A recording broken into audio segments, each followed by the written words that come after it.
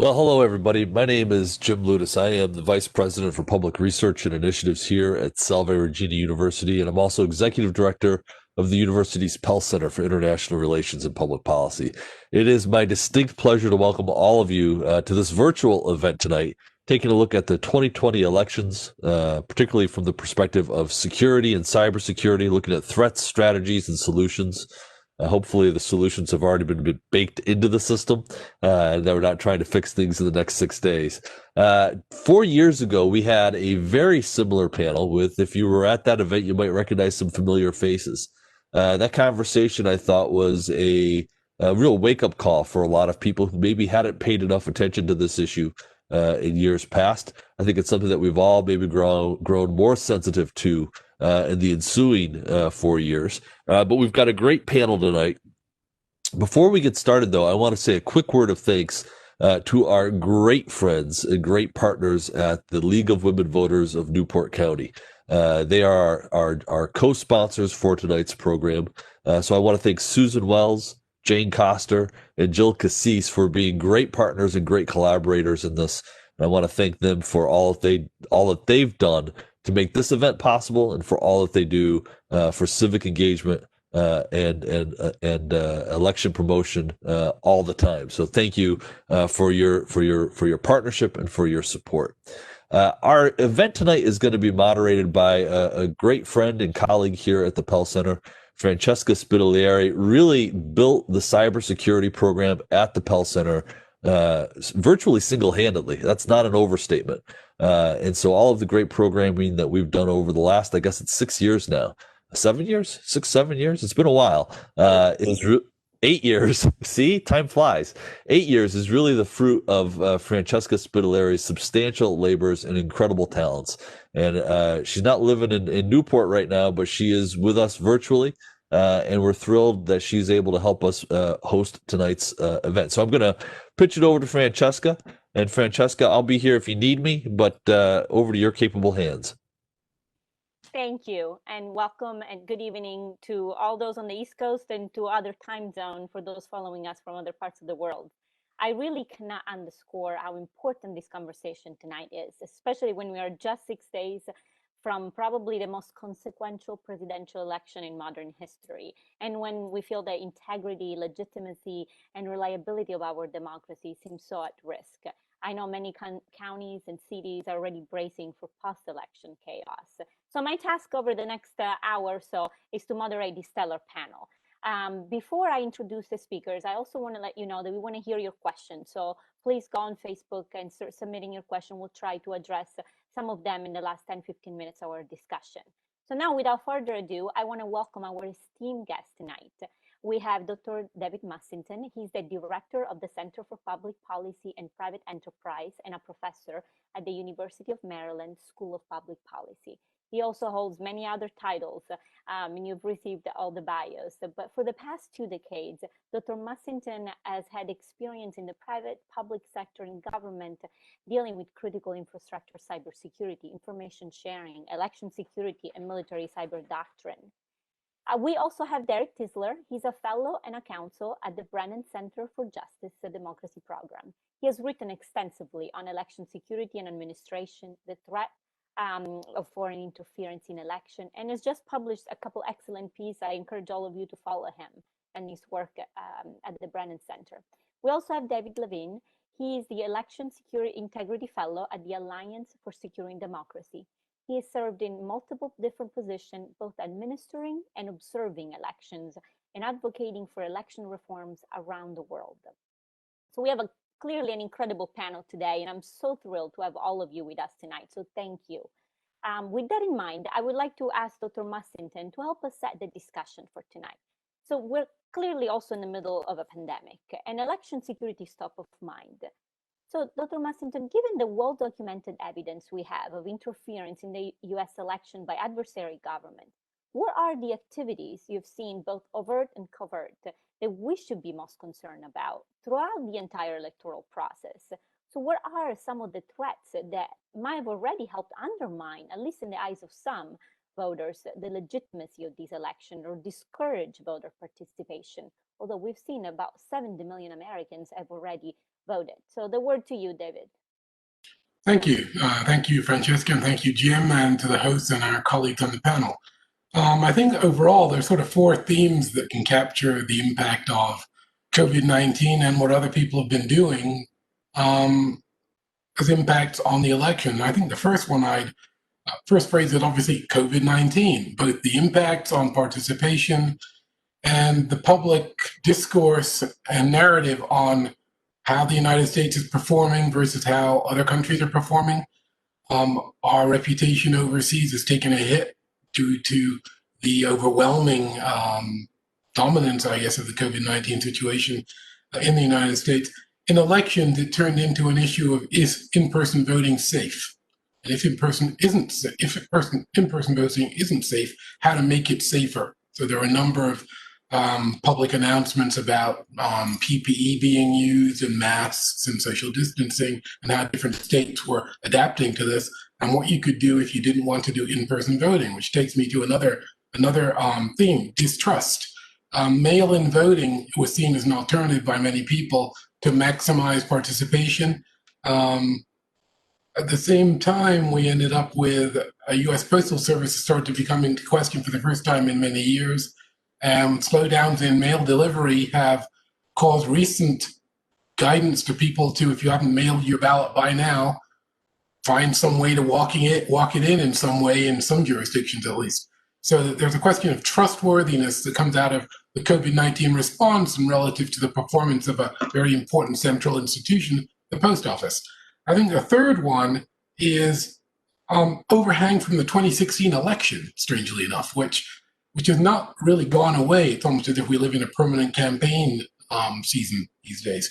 But the continuing debate on the legitimacy or the questioning by some, even a minority, of the legitimacy of the 2016 campaign has never depoliticized governance since 2016. And that's interacted with distrust in public institutions like the post office and with COVID-19 as a disincentive for the public to have confidence in our ability to ride these things out, to create a really toxic atmosphere full of conspiracy, full of QAnon-style deliberate disinformation, and a real messaging toxic brew that's really diminished the factual content of a lot of the public debate on elections. So the last issue I'll mention is the more predictable one, actual cyber activity. And we've seen activity not only by the groups that were represented in 2016, now confirmed that Russia was interested in influencing our election, but also Iran and China and other actors as yet unattributed, been identified in voter registration systems as conducting disinformation campaigns targeting minorities online. Facebook in particular banned and removed material that was targeting African American communities for disinformation to disincentivize their voting. We even had the Proud Boys, apparently misinformation driven by Iran of all places in the last few weeks. Though today there was some debate about whether, in fact, the ODNI didn't get a bit ahead of his skis on attributing that to Iran. But anyway, so what you have is these four factors: distrust, 2016, COVID-19, and actual cyber activity against our critical infrastructures that have intersected and caused fear and anxiety. I think these might be the phrases to describe this election season: fear and anxiety, and uncertainty as to what will occur. And having said that, as Francesca said, we had 70 million people already have voted, which is an incredible number. Thank you. So that everybody knows, we want to leave you with a positive message. So I promise we'll get to the solution and the positive about this year. So thank you so much for setting the context for the discussion. I completely agree. And no voter should ever have to choose between their health and exercising their constitutional right to vote. So Derek, if we could drill a little bit more on the specific cyber risks, what are some of the threats that we saw in 2016 and that might have been amplified again in 2020, or maybe that we did not see as much this time around? And have we learned anything from 2016? Are we doing better at managing cyber risk this time around?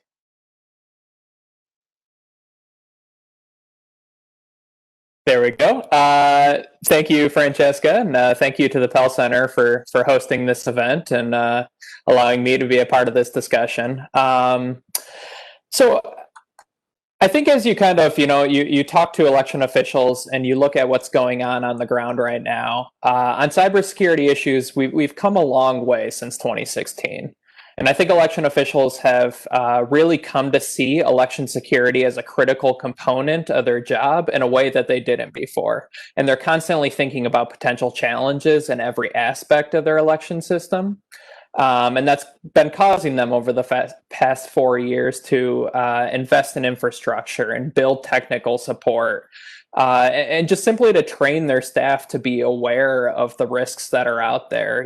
What does a phishing email look like? What does, just misinformation? How do you spot it? What do you do about it? And they're trying to get the people to take precautions. And I think one of the biggest vulnerabilities that experts have discussed, since 2016 was the abundance of paperless voting machines. And these machines are problematic because without any sort of paper record of votes cast, there's no way to verify the accuracy of the machine count. And in 2016, 1 in 5 voters cast their votes on one of these paperless machines. But state and county officials kind of went to work immediately after 2016 in replacing these machines. And the increase in mail-in voting has, what all of mail voting is done on paper. So it's actually facilitated this transition. And so in 2020, the Brennan Center estimates that less than 4% of all voters or all votes will be cast on paperless machines. And none of these votes will be in the 10 states that are most likely to determine the outcome of the presidential election. So that's one high-profile area. But election officials have looked at other areas as well, like their voter registration databases, which sort of got the most attention from foreign actors in 2016. And I think state leaders have sort of learned the lessons, and they've examined these systems, and they've tried to improve cybersecurity. And the state and local election officials really are not alone in this effort, which is another unique thing about 2020. There's more people than ever focused on election security, including at the federal level with the Cybersecurity and Infrastructure Security Agency, and then also in the private sector with companies like Microsoft and Google and Cloudflare and all these other partners. So, no system can be perfect. But the goal in all cybersecurity is just to reduce the risk as much as possible. And election officials have really put in place measures to prevent cyber attacks from occurring, to detect intrusions when they do occur, and then also to recover from problems in order to keep the election process moving until the issue can be resolved. And I think this third step, recovery, is sort of an especially important thing to keep in mind as we go through the rest of the election season. We're going to see issues this year, as we do every election. But election officials have been planning for things to go wrong, and they have contingency measures in place to keep people voting. So in the polling place, this typically involves having paper on hand. If voting machines go down, if electronic poll books go down, you can use this paper in order to keep lines down. In terms of mail voting, some of the recovery measures include the use of secure drop boxes and other in-person drop-off options in case there are mail ballot delays, the use of tracking services so that voters can make sure their ballot arrives and is counted. And then if voters don't receive their mail ballot on time, which may happen to some voters this year, every single state offers the ability to cast a ballot in person on election day instead. So I think in every meaningful way, election officials are more prepared to prevent and recover from cyber attacks than they were 4 years ago. Thank you, Derek. We already feel better. That's great. So, David, if we could stay with the local state level and drill a little bit deeper on some of the approaches the state and local officials have taken. We are fortunate enough in Rhode Island where our state officials have taken this very seriously, not just in 2016 or 2018, but before 2016. We know that they had replaced all their voting equipment. We have paper trails. There are polling places, like Derek just said, have paper ballot emergency in case of equipment failures. And Rhode Island was actually one of the first states to pass a law on risk limiting audits, which is considered the gold standard. But so, David, what are some of the other approaches that state and local officials can adopt to secure elections from foreign interference, technical glitches, and other cyber-related threats? How can they ensure the election is fair, safe, and secure? And what is the role of the federal government and Department of Homeland Security? Derek mentioned CISA, the Cybersecurity and Infrastructure Security Agency, in helping them. And if you can also say a few words about the playbooks and guidance that organizations like the Alliance for Securing Democracy and the Brennan Center have offered to state and local officials. Sure, Francesca. And again, it's my pleasure to be part of this event, to be here with such distinguished panelists, and to be here with the Pell Center and the League of Women Voters. I really do appreciate the opportunity. You know, some of what I'm going to touches on what Derek just touched on before. But before I get into that, let me take that last piece, right? The cyber division of the Department of Homeland Security, to Derek's point, has played an absolutely critical role in helping ensure that we're in a better place than we were 4 years ago, right? When election infrastructure was designated as critical infrastructure in 2017, what we saw shortly thereafter was CISA, right? The cyber division of the Department of Homeland Security do three primary functions, right? Number one, it helped provide regional support. Number two, right, it helped provide assistance and education. And of course, number three, it facilitated information sharing between state and local election officials. And those things are really, really critical, right? We have over 10,500, right, jurisdictions in the United States. And even though I've had the pleasure and privilege of being a local and state election official in the city of Richmond, Washington, D.C., and Boise, Idaho, three very different places, I do not by any stretch have knowledge of what is going on in each and every single one of those jurisdictions. And so CISA has played a crucial role, number one, in making sure that they've got people on the ground in these places, right? So that they have the ability to customize the trainings that they're providing and the information that they're sharing, number one. Number two, to facilitate the information sharing that's going on, right? What was formed shortly after the critical infrastructure designation was something called an EI-ISAC, or an Information Sharing Action Center, and that's through the Center for Internet Security. And what we've seen come out of that is a mechanism by which election officials can share both lessons learned as well as best practices for how to secure their election infrastructure, and they've got technical experts to assist them who are monitoring threats all across the country. And that's also become really important, because what we've seen tools that it can be provided to assist state and local election officials, right? Derek touched on the three really important points of having a resilient election infrastructure, because ultimately it's not about preventing attacks from foreign adversaries. It's about being resilient, right? So part of it is trying to prevent the attacks, number one. Number two is about detecting them. And one of the things that now exists in all 50 states is that there are sensors that exist to help detect, right, irregular activity. And we've seen from reports that have come out from a number of organizations, including the Brennan Center, the Alliance for Securing Democracy, the Center for Election Innovation and Research, and others, that states are getting better and better at monitoring their systems and being able to identify any issues that may exist so that they're able to mitigate those issues. And I think one of the other things that Derek touched on that I want to sort of just touch on a little bit more is this recovery aspect, right? Election infrastructure, by its very nature, right, has a whole bunch of different technical pieces. And the Department of Homeland Security has a very comprehensive definition.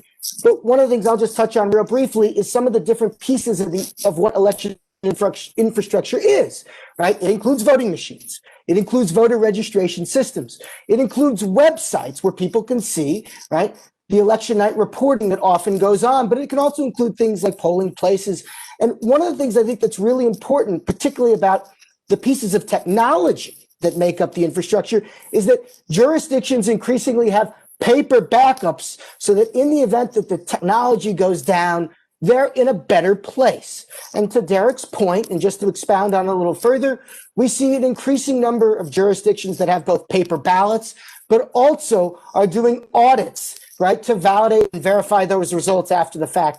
Francesca, you touched on Rhode Island. They, of course, are one of a couple of states, including them and Colorado, that have risk limiting audits. There are obviously a number of other states that are doing pilots around that, but there are even more states that are doing post-election audits than were doing 4 years ago.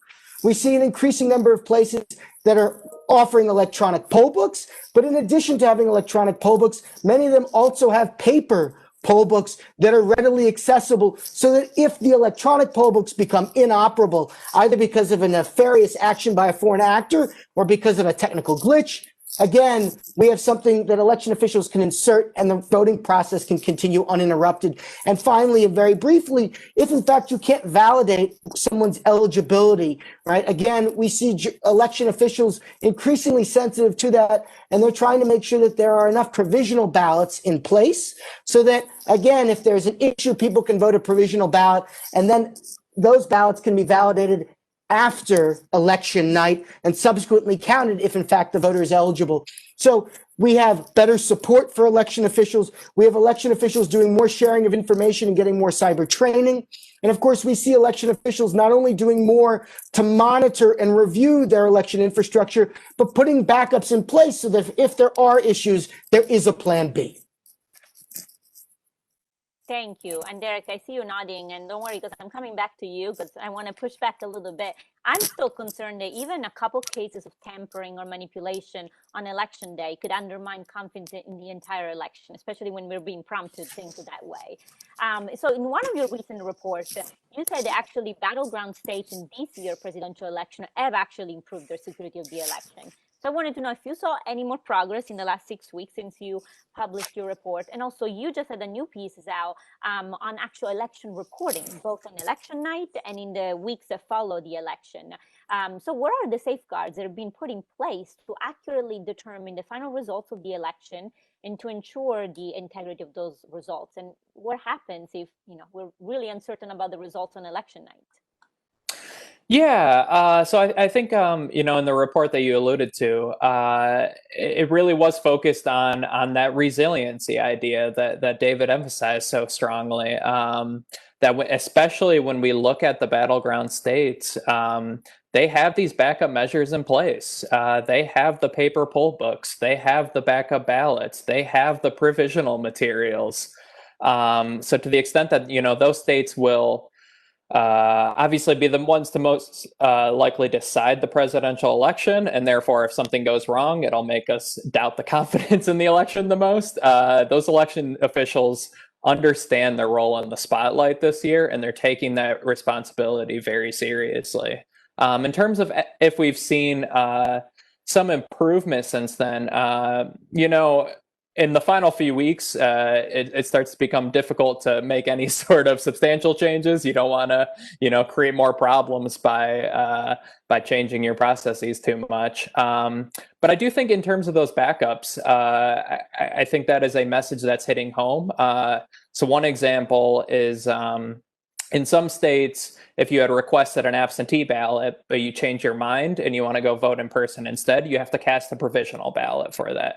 Right. And we've seen a lot of voters who so far this election have changed their mind, whether because they got their ballot too late, they're concerned about post office delays. Some people just like the feeling of seeing their ballot, in their hand, and they can hand it right back to the election official.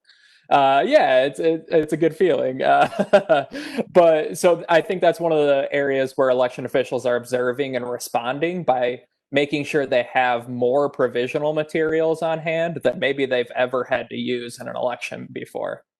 And then I think, as we get past election day into election night and into the days and potentially weeks after, that step of recovery, I think, is still the thing that everyone needs to keep in mind. There's a lot of speculation about what could go wrong if there is a hack with an election night reporting website or there is erroneous information. And the answer to almost all those questions is there is always a backup in place. There are always additional records that election officials can go back to. And there are always additional steps in the official canvassing process where you can double check your math. You can correct any errors that you see. In some states, as David was talking about, post-election audits, the vast majority of states have recount procedures. There is time to get these things right. And it will just take some patience on the part of the American public. I think most people understand at this point that we're going to be getting results a little bit slower than what we're used to. But I think overall people seem to be okay with that. And they realize that the goal is never speed. The goal is to count every vote and to count every vote accurately. So be patient after Election Day and know that there are steps that election officials can take to recover if something goes wrong. Thank you. And Dr. Massin, if I can go back to you, in your opinion, what do you think would be the kind of disruption that would be most concerning? Is that a major attack in the next few days? Are there small breaches, perhaps, in key precincts that might get exaggerated in the media and prompt inaccurate charges of widespread fraud? Or is this constant news cycle of fear and disinformation that is continuing to shape our attitude and sentiment, or at least of a larger portion of the population? Before I respond to that, can I just sort of give a little bit of pushback to what I've just heard Yes, relative to, yes. and I hesitate to do so because I agree with everything I heard.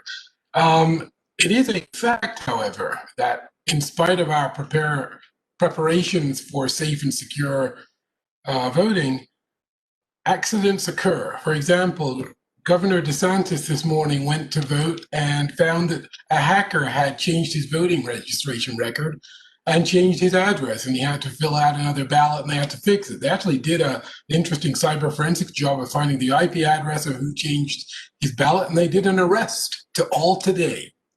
So the best laid plans in a single county, even the governor's voting record was changed without authorization. So I just put that to you as an example of the best laid plans, and things occur irrespective of the best laid plans. I have to mention that Florida. Yes, Florida man was operating again. I think that the biggest concern I have, other than secret cyber actors that haven't been discovered yet, is a slowdown in mail-in voting delivery, so that we get a significant number of ballots that arrive too late to be counted. And that fact on its own, if it was large enough, could pose a severe legitimacy challenge to the vote. And this is being litigated. There was just a case today relative to Pennsylvania. There was a case decided a few days ago relative to Wisconsin. We haven't seen the end of those cases. That reinforces some of the fear and disinformation that I was sort of alluding to earlier. And I think that that's going to be the story of the November 4th, 5th, and 6th as we work towards certification. I do agree that patience by the public is to be recommended. I guess the second thing I worry about is what I heard about today. There was I'm not sure which state it was, but I guess it's Michigan, yes, where armed people with unconcealed weapons now get to walk right into polling places. Now, as a way to inculcate intimidation in the election process, that worries me as well, especially the potential for an accident or an incident at a polling place that seems to taint the entire cycle, either in that location or more broadly. I guess I'm afraid that can be reinforced by social media and by rumor, irrespective of the great performance of our election workers who are uniformly patriots. It can make the election look like it's out of control, and there are people who are warning of chaos in our election.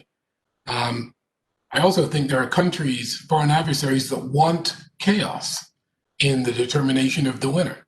Even if they can't influence the actual winner, they want to make it look as if the United States is becoming less governable than it used to be. And those countries are Russia and China in particular.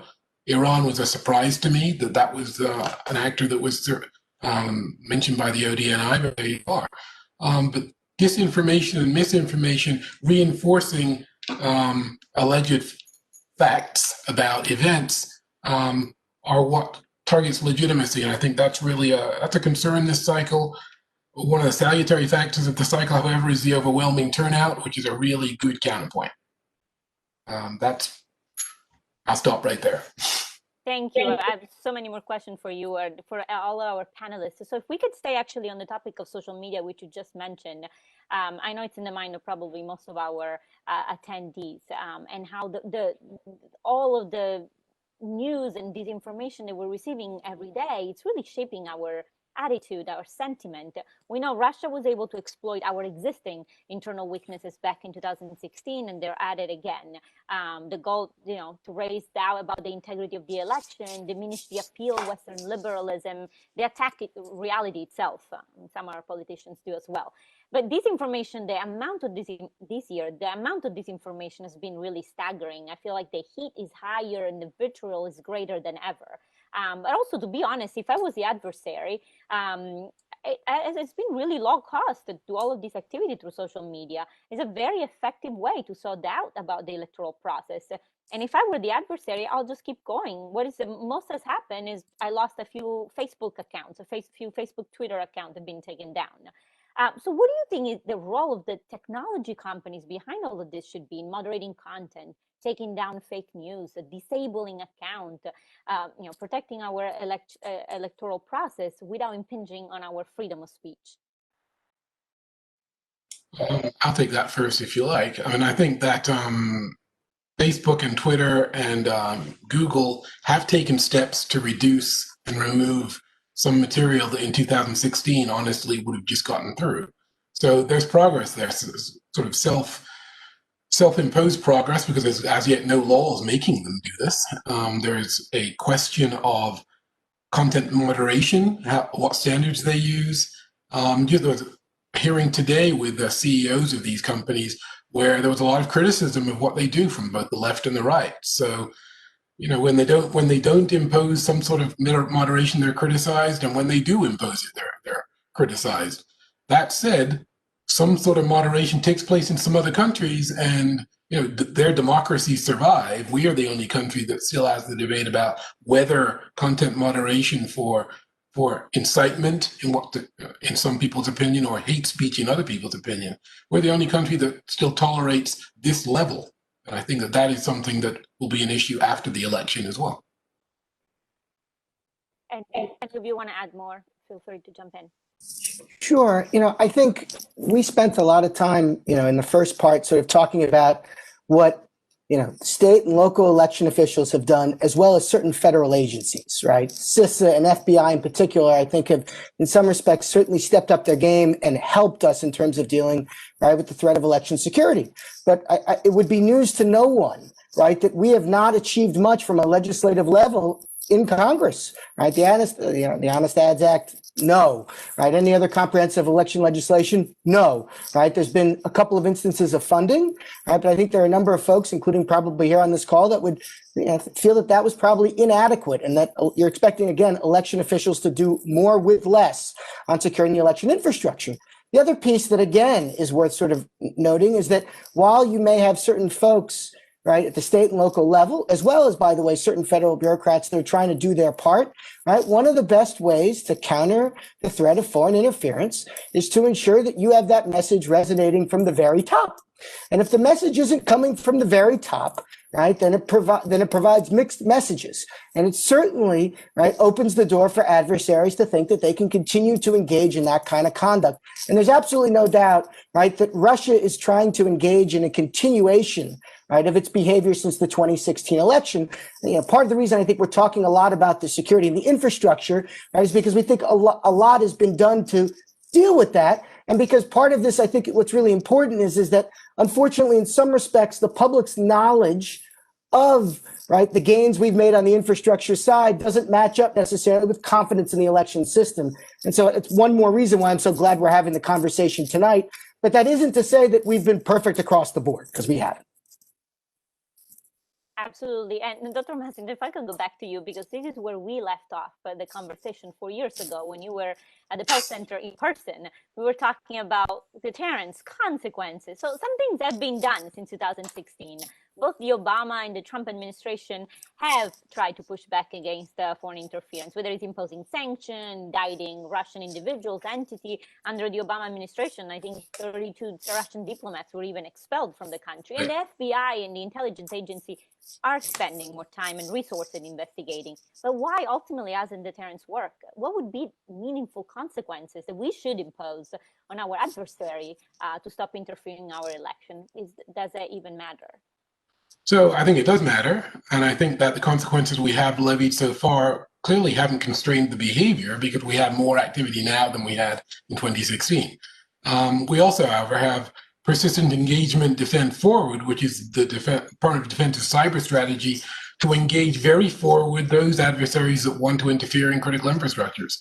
The recent takedown of the TrickBot botnet, for example, was an example of Cyber Command undertaking measures to remove an attack pathway from Russia and others, because it's actually a multi-use pathway. Microsoft's coordination with Cyber Command on that was one of the more interesting things I think we've seen in a few years, where you had the public and the private sector collaborating to reduce a risk to this election. So it was I thought, quite impressive effort. Unfortunately, the TrickBot botnet bounced back to about 105% capacity within 48 hours. So there is a question of the effectiveness of what we're doing. I think that deterrence has to be in the minds of our adversaries, not just in diminishing their capabilities. And we have clearly failed to deter significant activity, which we see at our states, which we see on social media placement of messaging, which we see through bot behavior, and which we see through rhetoric and disinformation in media, targeting the legitimacy of our election and targeting specific subpopulations in the United States to suppress their activity. That is an issue. And I think that it's an issue of, is deterrence the tool we need to use it to combat that? And if it is, are we doing enough? And I think I have some rather aggressive sounding ideas for what we might do to reinforce it, but we don't really know whether deterrence is the policy that will take us to a safer and more secure election, because we don't really understand what it is that Russia and China and others, why they're so insistent on doing this when we've warned them. I think Dr. Wood is here has a lot to say, but he's not one of the panelists. Derek, I actually, because I'm seeing the time goes by so fast, and I would be remiss not to mention the pandemic. So I wanted to go back to you to also ask you, because I know you've been on the ground, also working with election officials in battleground state, and have seen how the pandemic is also interacting with these election security issues we're discussing. And we know the states are clearly bearing the heaviest burden of protecting voters, poll workers. So what have you seen? What are they doing to protect voters and poll workers? Again, we want to leave our audience with a reassuring message before we go back to what Dr. Maxington was saying. Yeah. So I think the most important thing that election officials are doing to create safer elections is encouraging voters to, vote by mail and avoid going to polling places altogether. I think the one thing we have confidently learned about this virus is that it spreads easily in crowded places where people cannot distance from each other, right? So the fewer people you have in polling places, the easier that challenge becomes. But then it's also, spreading out the crowd of voters and encouraging them to take advantage of early in-person voting options. It's, again, just more days that people can show up in person. Also expanding curbside voting, even drive-through voting in places. And beyond making this, safer for people to go vote, there's security benefits as well, in that we're actually sort of flattening the turnout curve a bit, and we're spreading out the impact on our election infrastructure. We've already seen some issues in early voting where there's actually just bandwidth problems with, electronic poll books because they're so overwhelmed with these massive surges of turnout. If that was all happening only on election day, that'd be an incredible challenge for our infrastructure. So then in polling places themselves, the precautions that I'm seeing as I, talk to election officials is the same precautions you're seeing when you go to the grocery store or you see at a coffee shop or anywhere else you can go in public these days. They're enforcing social distancing. They're, providing hand sanitizer, putting up little plexiglass dividers between the voters and the check-in stations. There are some places that are giving voters single-use pens for them to mark their ballot, and then they get to take home the pen as a souvenir. There are some places that are providing little Q-tips to be able to push the touchscreen buttons with. Really just a lot of creativity on somewhat low budgets. We're seeing masks being strongly encouraged and even given out to voters, though from what I understand, the vast majority of states are not requiring a mask in order to vote. In some cases, they may ask the voter to go outside and use the curbside voting. They may ask the voter to vote a provisional ballot because that's something that they can do outside of the polling place easier. But I think, just as David mentioned about fear of, intimidation at polling places, I think there are some election officials who are afraid of creating disruption or a disturbance if they require somebody to wear a mask.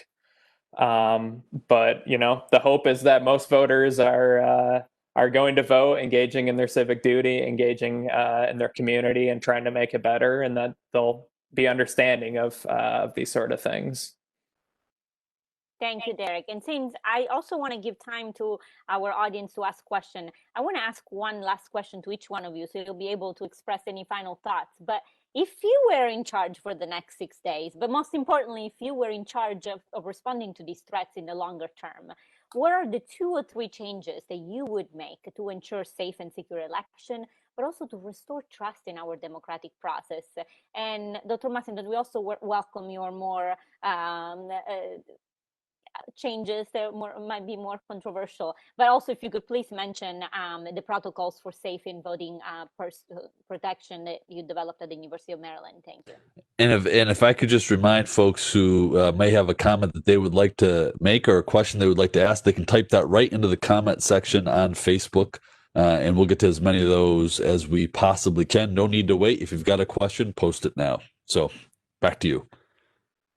All right, Dr. Massington, you're the king for the next 6 days. And okay, sure. The next administration can help with additional. So the first thing I think would be a great idea is if the election day was a national holiday, so that people have to worry less about fitting voting into their lives. Instead, everybody would know what day it was, and we could backward chain into planning our lives around making the maximum use of the time we have to make voting a more relaxed, less stressful attitude. For me, this is prompted mostly by the long lines I've seen in some localities where 8 and 12-hour waits in line to vote during a pandemic. It seems to me an ultimate indictment of the way we do things right now. So a national holiday would be first.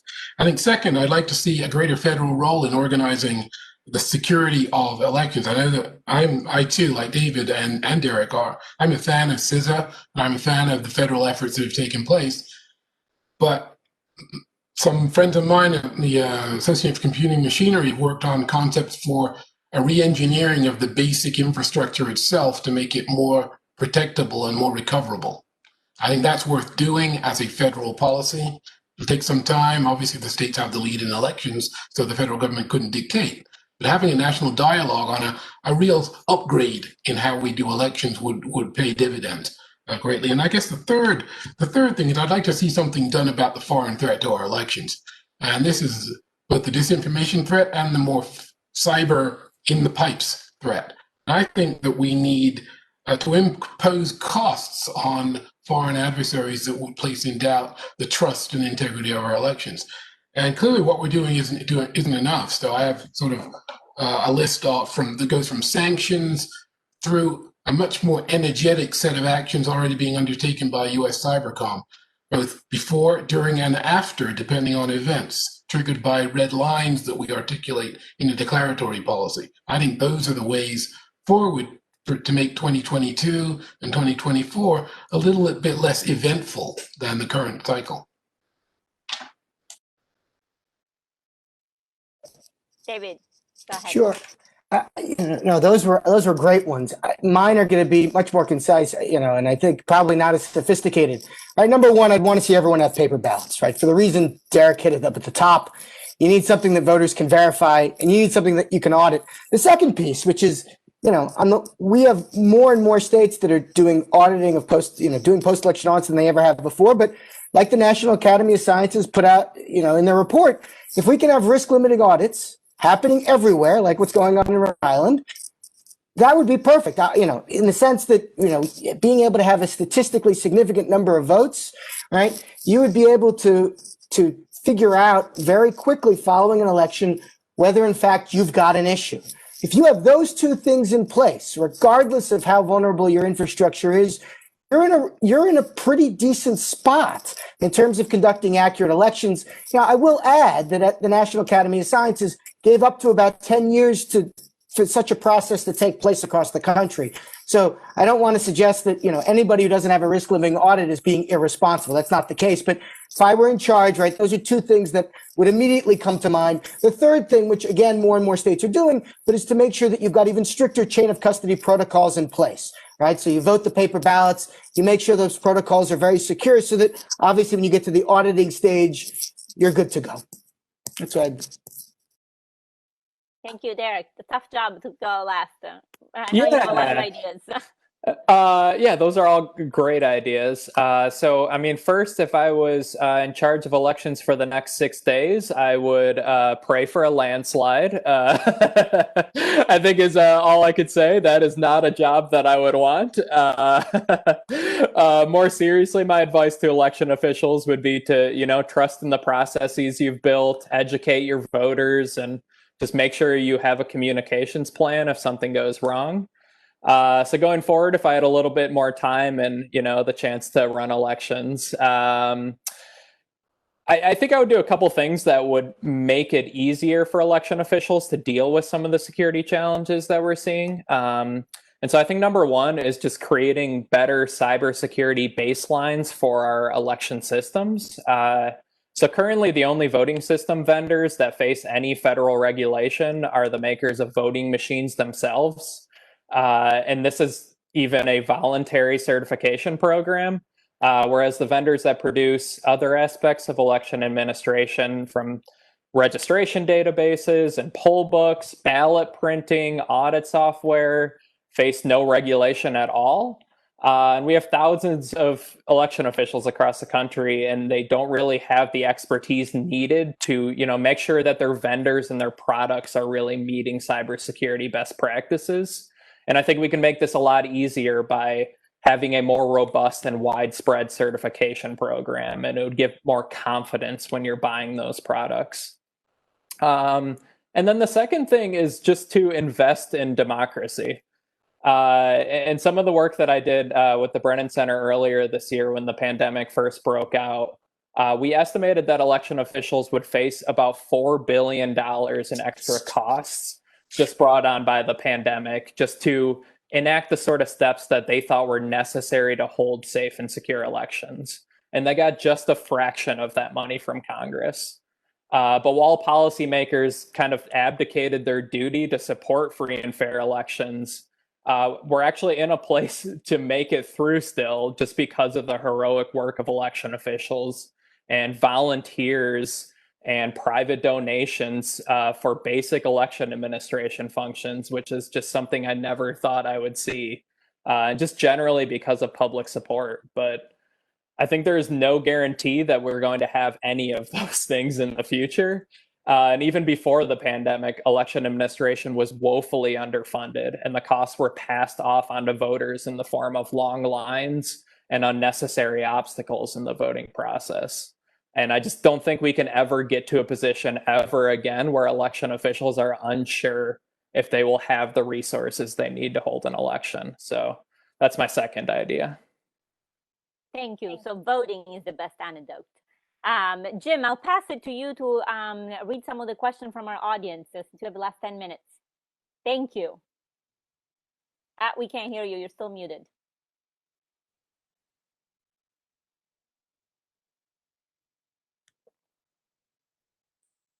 You'd think I would know this by now, right? All right. So we've got some great questions. Let's get right to them. Frank says, the panel talked about securing against foreign threats to election security.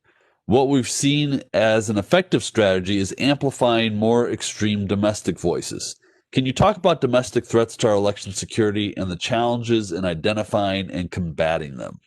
I think that's to the entire panel. So who wants to dive in on that one? I'll start.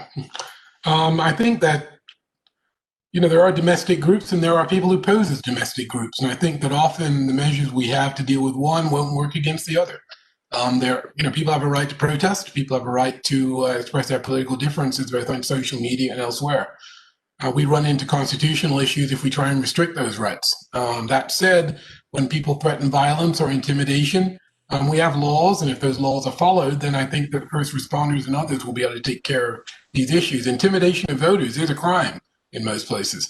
And I think that for Facebook and other social media platforms activities to remove those sorts of messaging, at least is a good first step.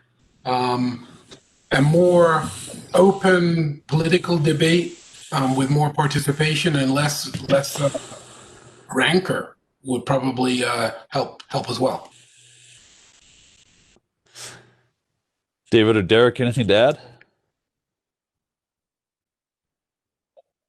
No, I think that's a good answer. I think it's a difficult challenge. I think we talk a lot about the disinformation that comes from foreign actors, and not enough from what comes domestically and what comes from the political leaders that we should be relying on for information about our democracy. And it's an incredibly difficult challenge, and something that I think is going to be one of the great challenges that we see in elections here for the foreseeable future. David, I'm looking. Any final thoughts? You good on that? You're good. Excellent. All right. So another question here from my colleague at the University of Irv. Why has secure online voting not been introduced? For example, the Social Security portal could be leveraged as a secure authentication means for citizens to cast votes online. Any thoughts on that approach? Sure, I'll take first crack at this. I think the National Academy of Sciences has spoken out on this. The Senate Intelligence Committee has spoken out on this. This cyber division of the Department of Homeland Security, in conjunction with the FBI and the Election Assistance Commission, spoke out on this relatively recently. There are concerns about doing online voting. There are concerns about how a voter can, in fact, validate that the ballot that they submit online will come out and be their actual choices.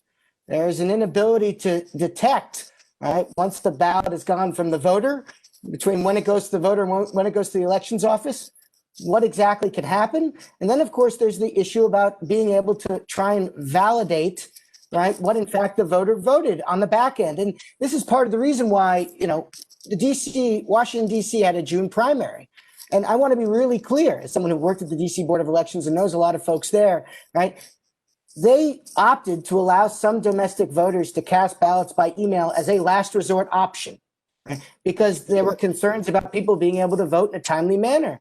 But one of the things I think for folks who are familiar with that situation is you heard the D.C. Board of Elections try and reach out to voters after the fact to try and verify that they both sent ballots, right, that they in fact did send ballots into their office. And that, I think, speaks to, right, the broader problems that exist with internet voting. There is a widespread consensus in the election security community that we're just not there yet. I'm hopeful there could come a point in time down the road where we're closer to an answer, but that time isn't now.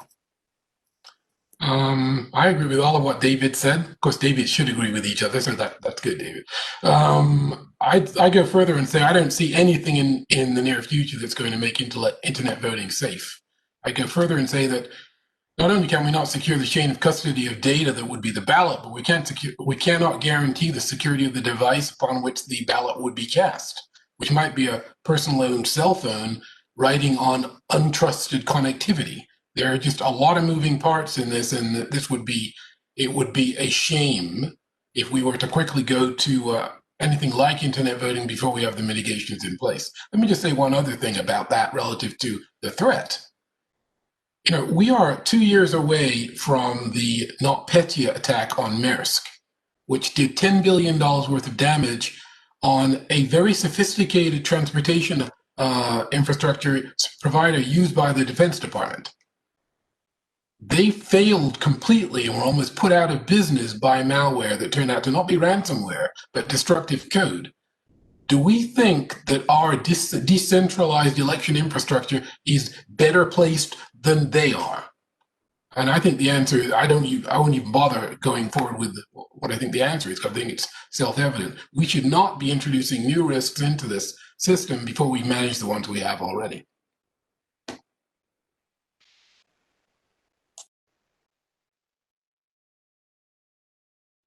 We've got time really for just one more question, and this is from Esther, and it's a little bit long, but I'm going to read it in its entirety.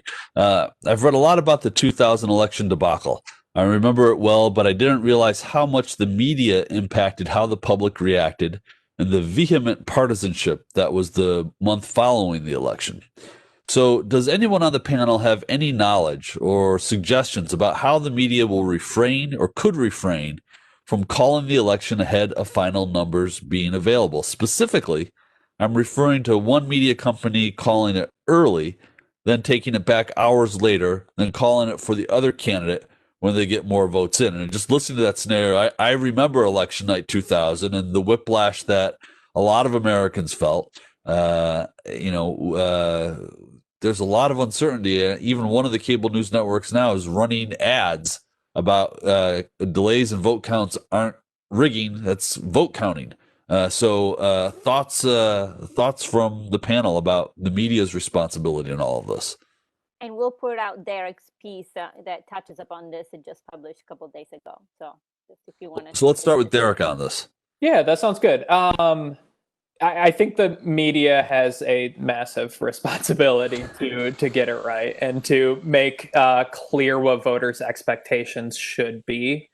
But the good news is, I think for the most part, they're taking it seriously. I think there has been a large effort to try to make clear to voters what they should be expecting, that they may not get results or projections on election night, that they may not get it the day after.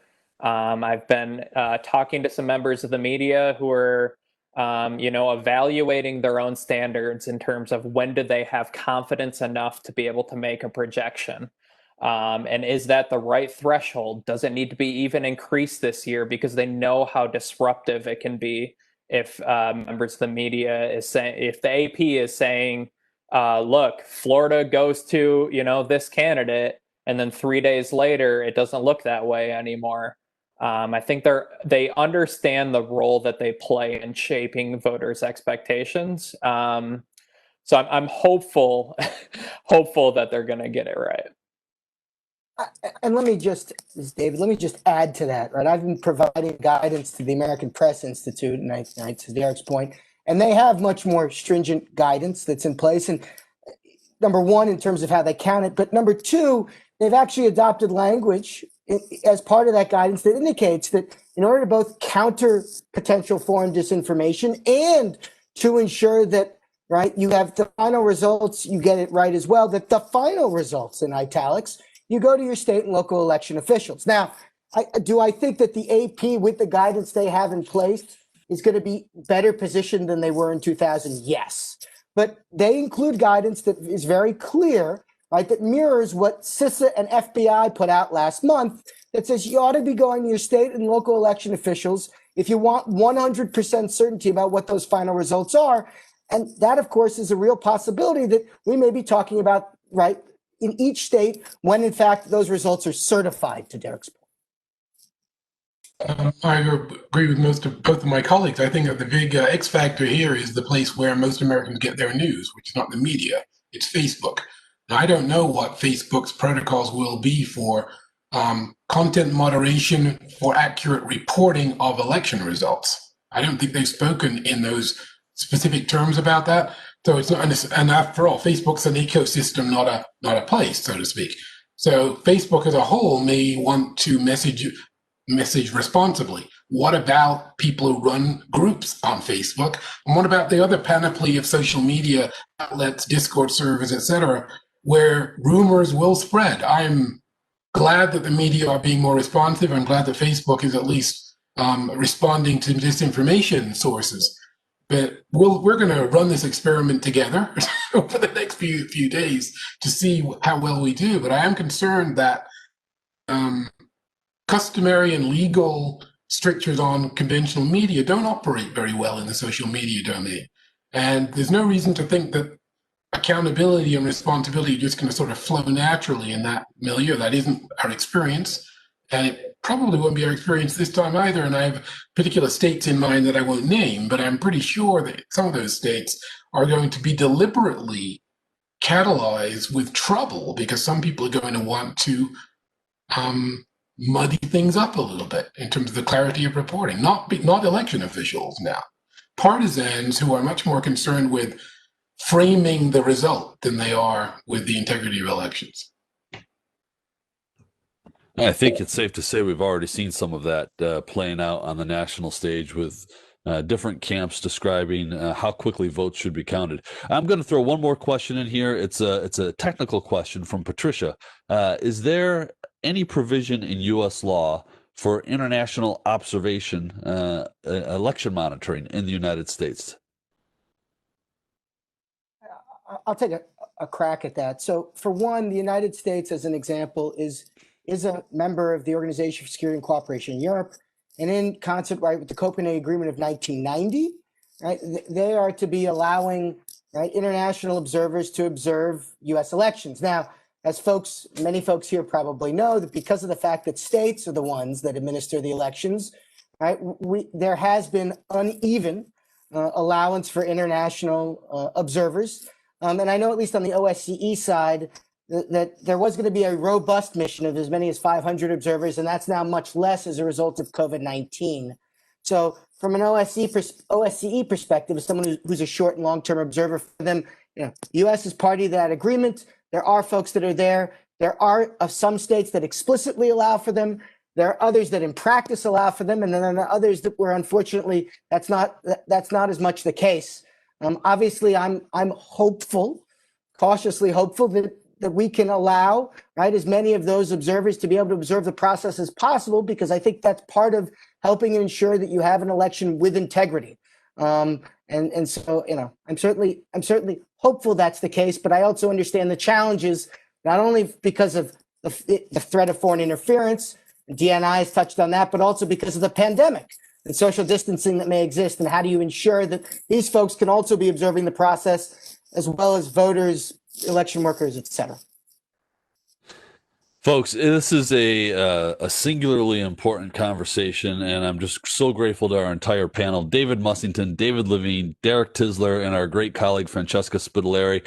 Thank you so much for being a part of this conversation tonight and for all that you do. For those of you who are in the audience, I also want to make sure that we thank our great friends at the Newport League of Women Voters, Susan Wells, Jane Kostler, Jill Cassis, and their great team. Thank you again for your support. And join us again on November 10th at 7 p.m. We're going to be joined by Dr. Evelyn Farkas and another friend of the Pell Center, David Schuster, Emmy Award-winning journalist, for a conversation about what's next, what happened after the election, where are we a week later, and what does the future hold for these United States of America. Ladies and gentlemen, thank you again for being with us. We hope we'll see you again next time.